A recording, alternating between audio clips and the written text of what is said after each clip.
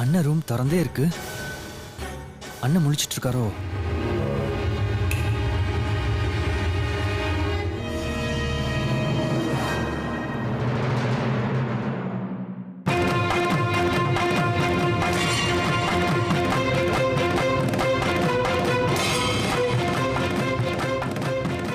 ஹரிணியை காணோம்.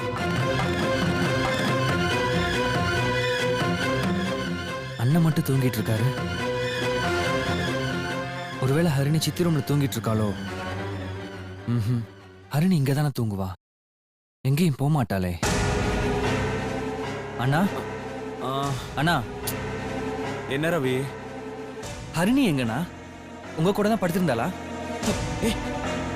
ரவி இங்கதான் படுத்து தூங்குனா. அவளை தூங்க வச்சுட்டு தான் நான் தூங்குனேன். இப்ப காணுமே. உங்க ரூம் கதவு கூட திறந்தானா இருந்துச்சு. அப்படியா?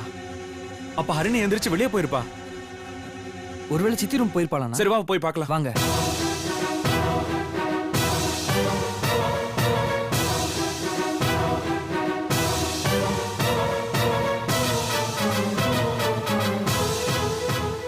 மேலதான் போயிருப்பா.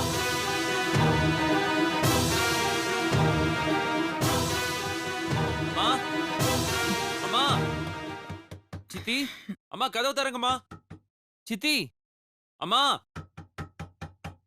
அம்மா சித்தி. அம்மா. என்ன ராம், என்ன இந்த நேரத்துல? அம்மா ஹரிணி வந்தாளா?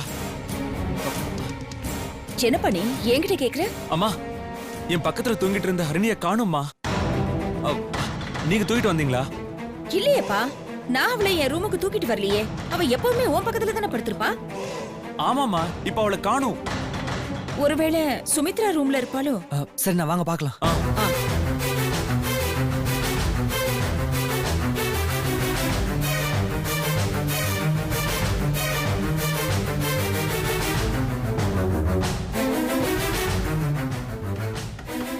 சுமித்ரா. பெரியம்மா. அம்மா. பெரியம்மா. சுமித்ரா. பெரியம்மா கதவு தரங்க. சுமித்ரா. இதோ வரேன்.